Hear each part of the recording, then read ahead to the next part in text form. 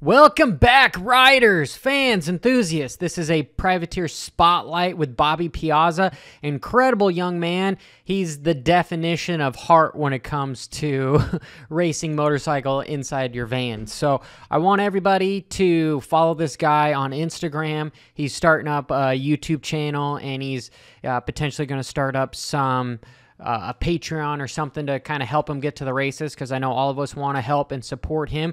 He's even got his Bobby Piazza MX school where he does one-on-ones, group sessions, video calls for it. So I want you guys all to check that out and give him a follow. What chance does a privateer have? What do you say to a factory ride? Welcome back, riders. I've got one of the superstar privateers with me, Bobby Piazza. He's been through hell and back, and we got him sitting down with us, and he's going to go over his weekend and kind of share what he feels about motocross, supercross, the economy when it comes to racing motorcycles. So we're going to pick his brain and maybe try to get him to say something he shouldn't. How does that sound, Bobby? Hey, what's up, man? How are you doing? I'm doing well, dude. Hey, I appreciate you coming on board. We want to spotlight some of the privateers more, just the good guys that are hardworking, that, you know, have to drive to the races and eat McDonald's because they don't have a nutritionist with them in their Sprinter van, and they don't get to fly. Yeah. They gotta be their own mechanic, and, you know, maybe not so much their own mechanic, but they definitely need as much help as possible. You guys are definitely the gladiators of the sport. So, yeah, man. My first question is, you know, it looks like you're in a Sprinter van right now. Are you headed home? You going to the next race? Like, what's going on?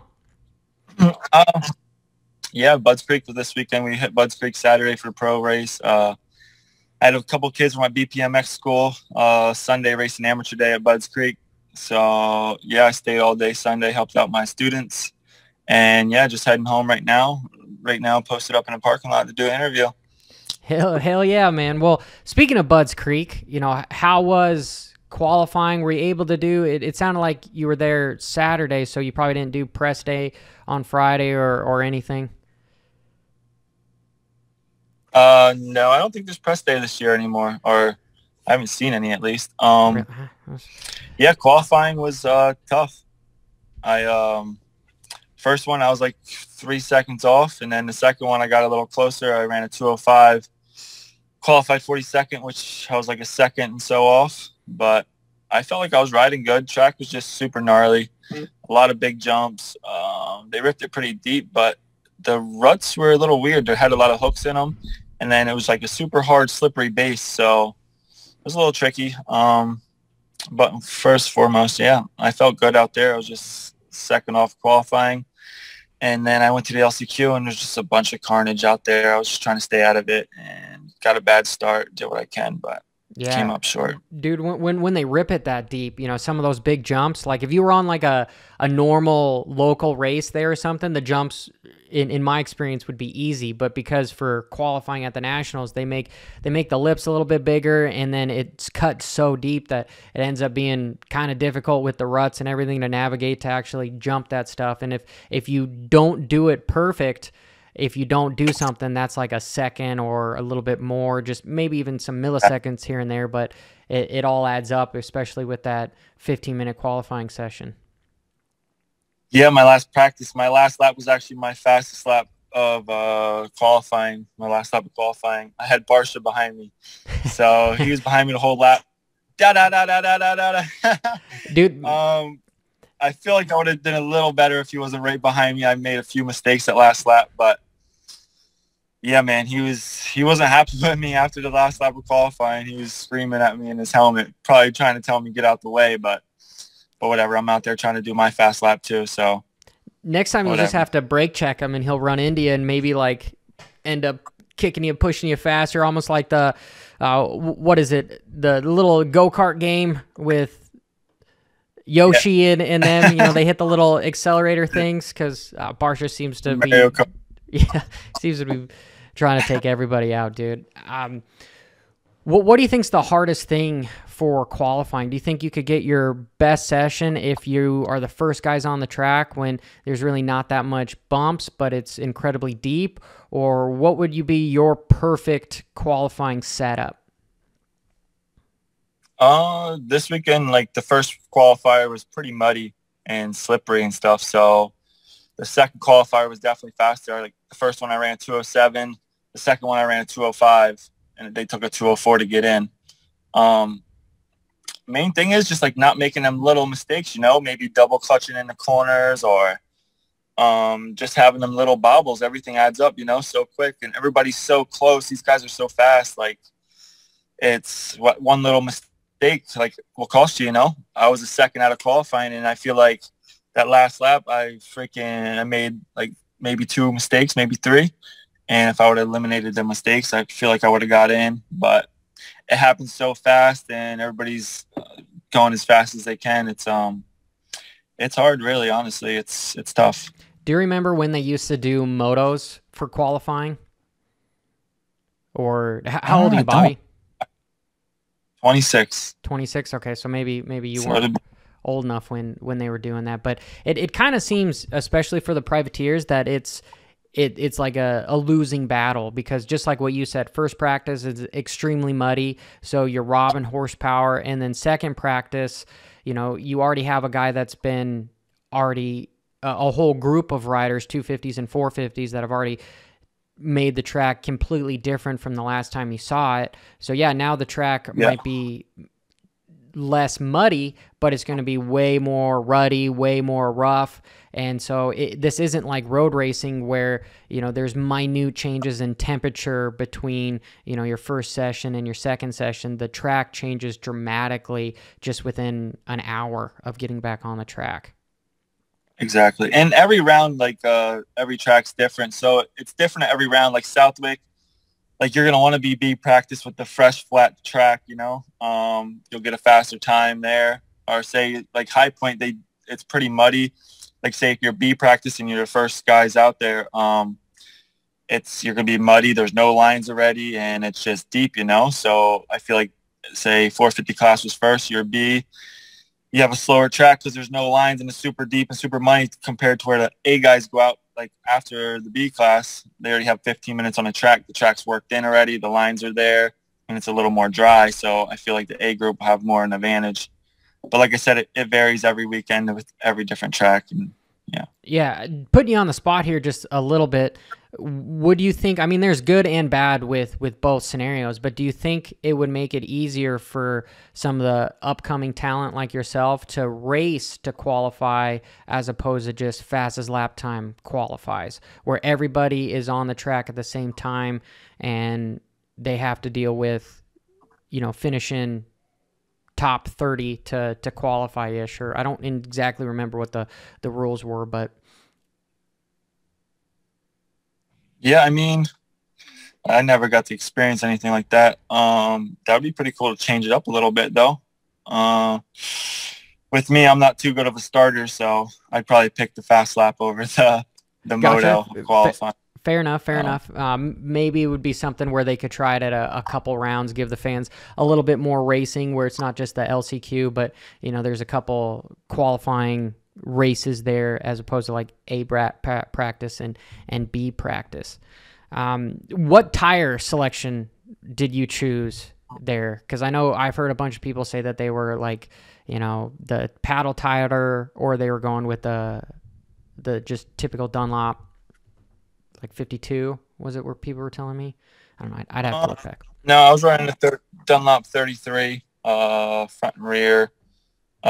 Bunch of people were choosing paddle tire, but it was such a hard base. I feel like it wouldn't have been no good. But it's really on rider profession.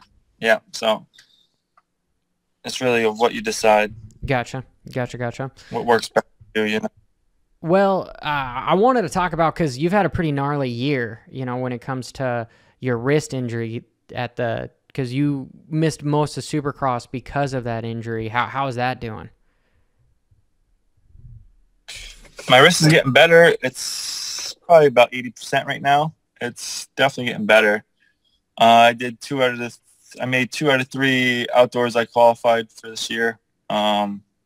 Missed this weekend at Budds Creek, but I made High Point, Southwick. Just say 15 minutes into a moto or even practice, it definitely starts getting sore.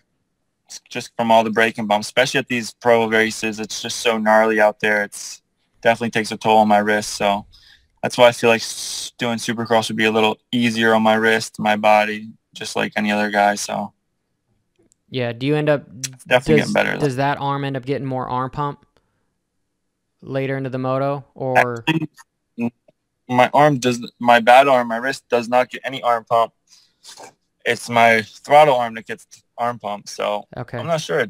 It just gets super sore. I have to hold on like a different way. I'm more holding on with like my pointer finger and my thumb, and like because half my hand's still a little bit numb. So the numbness still never went away yet. It's gotten a little better, but it's not. It's still a little bit numb all the way down. So yeah, when those bones definitely crack like that, they cut but, the nerves. Sorry, Bobby. Finish what you're saying. No, like my wrist cracks every day. Like I'll go to like just like push on it and you get some cracks and stuff out of it and everything. But for the most part, it's doing a lot better. It's probably never be 100% again, but it's good enough to where I can start going a little faster on it, I think. Well, I'm sure the doctors told you that you were never really going to ride a bike again after something like that, you know, so power to you, man. For when I saw that, dude, I was just like, oh my effing God, that looks so gnarly. And what I was saying is I'm sure when that bone broke like that, it took some of the nerves with it, which hence make it why you feel so numb, dude. Do you have much movement in it or not really? It's gotten a lot better, honestly. So yeah, you can hear as I'm moving it. You probably can't hear it on camera, but it's click, click, I can't click, hear it. click. Do you wear a wrist brace for it? Yeah, when it first happened. Yeah, I wear a wrist brace, the Mobius wrist brace, which it helps. It's like I'll go out there on like the 140 or the pit bike and something. I'll rip without a wrist brace, and I can feel it's a little weak yet, but with the wrist brace, it's pretty solid. But I just say interrupted you. Sorry, you said before, I keep interrupting you, dude, so I apologize. I think we've got a little bit of latency here, so I'll say something and it doesn't really finish. No. But before that, you said when it first happened, and then I cut you off. I said when it first happened, they wanted to cut my whole hand off, but thank God they didn't, right? Yeah, dude. So that's pretty hard. Dude, I'm just thankful to have a hand, you know, let alone ride a dirt bike and still compete at the highest level. So I'm grateful for it all. I'm still glad I can still ride and use my hand for every day, you know, everyday life. Outlook on life and racing changed since an injury like that? Yeah, a little bit in both ways. Like I said, I'm grateful to have my hand back, and I appreciate everything a little more because I couldn't imagine someone or even living life without even a hand or even whatever else someone else has to deal with, you know? So then again, I see it in like a bad way too, like it kind of affected my career racing a little bit, but I try to, like, everybody always comes up to me and talks about my wrist, and it's always about my wrist, my comeback, how I'm feeling. It's just like, I'm trying to forget about it a little bit, trying to put it behind me and just trying to move forward, you know?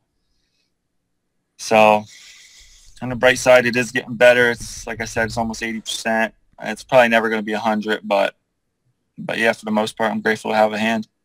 It's still functioning and still moving. I still got grip. Just like I said, only thing is just the numbness. Have you ever heard of the Serenity Prayer before, that let go of the things you cannot change, you know, change the things you can, and then have the wisdom to know the difference? You know, it's a bummer the way life hits you, dude, and it takes you in a completely different direction. But all you can do is look forward and keep it pinned, and it sounds exactly what you're doing. I know I've been following your story closely since that happened too. I mean, dude, I remember watching you on YouTube trying out for I don't even remember what team it was, but you know, I love those like little reality shows like that, and just the privateers that potentially haven't had the opportunity to ride as long. Like, a lot of people think that this sport is just all about talent, but that is to a certain extent. A lot of it comes with time. You know, when people have all these training facilities and they have supercross tracks that they can ride all the time, you're going to get better regardless doing that. And then when you put it up to somebody that might be a little bit more talented than you, but doesn't have the experience as you, it's going to overshadow your talent because they just have put more time in that particular genre of, like, say, those gnarlier tracks or supercross or something. So I've always been a big fan, and I've always been rooting for you. And when I saw that happen, I was just like, oh, please don't let this be it for him. Please don't let this be it for him. Yeah, I mean, like, again, everything happens for a reason. So I feel like the reason for this happening just gave me some time to sit down and think what I really want to do. That's why I started my own Bobby Piazza MX school, BPMX school. And I just started helping out, like, the younger generation coming through the ranks. So I figured maybe turn my wrist into a positive, you know, breaking my wrist gave me time to sit down and help out the younger kids coming up. Heck yeah, dude. There's also a thing that, I don't know if you've heard this before, but Shamrock, he's a UFC Hall of Famer. He says that a man needs 3 things to be successful. You know, he needs somebody to look up to and strive to be. You know, he needs somebody about on the same level as him so that they can kind of build each other up and learn from each other. And then you also need somebody to teach. Have you noticed that teaching people the basics with helping them, has it improved your riding at all? Yeah, maybe a little bit. Like, the little things I'm teaching them, like toes on the pegs, bending at the waist, and just all these little things. It's the same thing as me. It's just like perfecting the basics, you know? Everything is pretty much comes down to a science. So same thing as me. Like, say I'm going out there, I'm dabbing my foot. I got to think about that coming around the next lap. Don't dab my foot in this corner, stand on my toes here, be a little more aggressive coming out of this corner, carry more momentum coming into the corner. You know, it's all these little things that just add up and, yeah, makes you faster, better, stronger. All right, so double question here. Are you using 2 fingers on your controls, different on each side, or 1 finger, middle finger-ish, you know, since the injury, not the injury? I use front brake, just 1 finger on the front brake. I was 1 finger on my clutch, and now I'm pretty much 2 fingers on the clutch now. Okay. I don't know. I'll go back and forth. So it's 1 finger, 2 fingers. I don't know. Whatever is in that moment. No, of course. And dude, one big thing that I've seen over, you know, like, I'm an old man now, I'm 32, but it seems people are transitioning to standing up a little bit more through the corners. Has that something that you've seen kind of transitioning to a different style of riding, or not really staying on the pegs? Yeah, a little bit. It's just like more of a smoother, cleaner riding, you know? I try to teach, like, standing. It depends. Every track's different. Every rut's different. Every corner's different. So I try to teach, like, stand up a little more coming into the rut and then try to sit down at the hook of it, you know? Feet on the pegs, feet off the pegs, pretty much what you prefer. And like I said, it depends on the kind of corner it is, if it's a super deep rut or if it's just a little rut, super gnarly corner or a sharp turn. Everything's different, you know? So it's... Yeah, the track's changing. You don't want it... the foot pegs are meant to bend because the lean angle, and if your feet are on it, I mean, you know, you're gonna twist your knee again. So I have to ask, Bobby, as being a privateer, and I know there's not a whole lot of money involved in racing from race to race, you know, what keeps you going and what keeps you digging, and what are your short-term goals for, you know, the end of this year going into 2023? Yeah, I've been racing since ever I was 4 years old, you know. Came all the way up through the ranks. I've been to the Redas on my 85. I think I got like 27th. And then the next year, I only been to the Redas twice. 2013, I podiumed 1 moto at in 250A at Loretta's. I got 5th overall. Keeps me going. I don't know. I just the love for the sport, you know. I love it.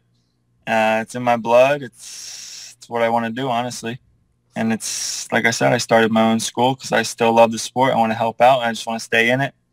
My goals, I pretty much did everything, like, coming up through the ranks. I qualified for pro nationals, scored points. I made 250 Supercross main events, scored points there. Never made a 450 main event, so that's my goal. I want to make a 450 main event, and after that, yeah, just keep digging at it. Or I pretty much made everything then. 250 main event, 450 main event, scored points, top 20 at the nationals. Yeah, man. Heck yeah, dude. Heck yeah. Well, because I know you've been through a bunch, like I said, with these injuries, and people don't see the kind of stuff that, you know, they just see all of a sudden somebody become successful. They don't see all the work and everything that's gone over the last 22 years for you to be a master of the craft. This is kind of one of those questions that is, I don't know if normally people would ask, but do you feel like there's a unfair advantage between the privateers and, let's say, the factories out there when it comes to not just, let's just say, just purely equipment? Of course, yeah. Yeah, them bikes are something else, you know, the parts we can't even get or even buy. So it's like, they're so tuned, and they test and tune every week, all day, every day. I mean, they got the bikes dialed. So me, I'm buying all my bikes off Facebook Marketplace, trying to get a good deal off a vet rider, compared to these other guys. They're testing and tuning. They got the best parts and the best of everything. I'm just going out there with a stock bike, maybe throw a pipe and some suspension on it, and just pretty much going to war with these guys, you know? I mean, yeah, they're smoking me, lapping me, but look what they're on. They're flying to the races. They got everything just set in stone for them, to where I'm the driver, the mechanic, the rider. I'm everything, you know? I'm pretty much paying for everything on my own dime. I got a bunch of sponsors and stuff that support me and stuff here and there, but for the most part, I'm a one-man army. Me, my girlfriend, my dog. We're going to the races every weekend and just trying to make something happen, you know? Like I said, I do it for the love of the sport. I mean, all these other guys, I'm not going to say any names or nothing, but they'll just quit and just stop because they don't have the support, you know? Compared to me, I don't have the support, but I got the love for the sport, and that's what keeps me going. And I definitely 1000% agree with you when it comes to the privateers, dude. That we've heard lots of stories with riders. I will throw a couple names out there. You know, like Stewart. He didn't want to come back because he didn't have, you know, the support that he had. Right. Dungy didn't come back until now because he didn't want to do his own deal. Right. He wanted to wait for a factory team to. This is my perception. You know, because Dungy's been trying to come back for 3 years or so, and he needed to wait for the opportunity to get on a good team. So all that stuff is kind of taken care of for him. You know, there's guys like Christoph Purcell that they're like, hey, if I don't have a factory ECU, I'm not even going to race because I don't want to potentially make myself look bad because I'm not up to par with the other people because I don't have the same resources as them. But then you look at the privateers, the guys that are driving 22 hours to go to the races, and they're putting in all this effort. All they have is the love for the sport. They don't have all the resources to, you know, keep them going. They're just banging their head against the wall just because they love it. You know, and I absolutely commend you guys because you guys are the backbone to this sport, and that's why I think potentially if we did something, the sport in a way to try to help out the privateers a little bit more, because you guys are the heart and soul to it. You guys aren't the superficial glamour to it. That's the factory guys, but the heart and soul of the sport comes from you. You know, and your girlfriend, you guys not taking a shower and sleeping in the van, you know, and eating crappy food to it. So I really I know I'm talking a lot. I'd like to see the World Supercross kind of change things a little bit, which they already have with putting more money into the purses come next year, because you guys deserve it. And it's super shitty to say that like a top 40 rider is not making at least a living to be able to make it to the races and everything. Like the only struggle that you guys should have as a professional is racing the motorcycle, not all the other life stuff of like, hey, paying bills, you know, how am I going to get to the races? It's unfortunate, man. And I really, really hope that it changes here sometime soon. That was a lot from me, but what do you think is next for you, Bobby? The 450 Supercross? Are you gonna try to the schooling more, or how are you planning on seeing the next? This is the long-term goal here. So the next 4 years, where do you see yourself? I definitely want to get my school going a little bit. I see like the Moto Academy, Catanzaro, he's killing it. He's going around the world now training kids, you know. I definitely want to do 450 Supercross next year, give it a solid go. These next couple of weeks, I'm going to try to get some Supercross suspension going and maybe find a Supercross track and start getting after it. But yeah, I have a solid group. Right now I'm in Southern Maryland. I got a solid group of riders I've been helping out every week and just trying to get that going. But I want to kind of build it bigger and better. Maybe go to these Supercross rounds and maybe race Saturday, maybe on a Sunday have a school at the nearest local track or something. That'd be pretty sweet. But I got to work myself up to that and get big enough to get those riders from these cities or these towns and stuff. So, yeah. I'm going to give Supercross a go, 450 class next year. And my goal is to make a main event and more than a main event, multiple main events. But, yeah, I'm going to just work hard, see where it takes me, and keep having fun and enjoying it and loving the sport. For the next 4 years, I mean, I'm going to race as long as I can, you know. Try to stay in it as long as I can, at least. I know I got 2 torn shoulders, my knee, my wrist, my feet, my ankles. I'm beat up, but yeah, man, I'm going to keep going for it. It's what I love to do. When I'm done racing, I'll probably just keep doing my schools, try to build that up, maybe get a job in the industry after it's all done with. I don't know. We'll see. Heck yeah, dude. Do you have a YouTube channel for your school? And, you know, where could we find you? Where could we help out? I know there's some apps out there, dude, that I think like what the Moto Academy is doing, where people send you, hey, I know I've gotten a lot of messages where people are like, hey, can you look at my riding technique, that sort of thing, and you can charge people for teaching them, not just right in front of you, kind of a thing. Yeah, there's a lot of different ways to do it, like you said, videos, or like there's a bunch of different people that do it a bunch of different ways. They'll give you a whole schedule for the week, they'll pay you for the week, FaceTiming and this and that, or like even the racing side of it, like who is it? Kevin Moran's, he does it pretty well with his Patreons. He has all these people just subscribe to him or however it works and pays them monthly, and that's pretty sick, man. That's how he affords to go racing and stuff. So I have a YouTube channel myself, just Bobby Piazza. I don't really post on there much, but I'm going to try to start getting the ball rolling, maybe get a little more active on social media. And right now, pretty much everything I'm doing is through Instagram and everything like that. Like I said, I got to build it up a little more. I have a solid group in Maryland. It's just like phone calls and texting and just getting together that way. But I definitely got to get more active on social media, start posting more videos and some more content like that. Yeah, because, dude, I know a lot of people that may not have known you. They're going to look at my stuff and they're going to want to help. And, you know, I want to help it as well. So whatever we can do, you know, just keep us up to date. If you start like a Patreon to go racing, or what we can do to try to support you, because again, we want to see you in the main event. Yeah, I've definitely got to get that more developed on how people come support me. But right now, just follow me on Instagram at Bobby Piazza. Maybe start posting on my YouTube channel more. That's Bobby Piazza.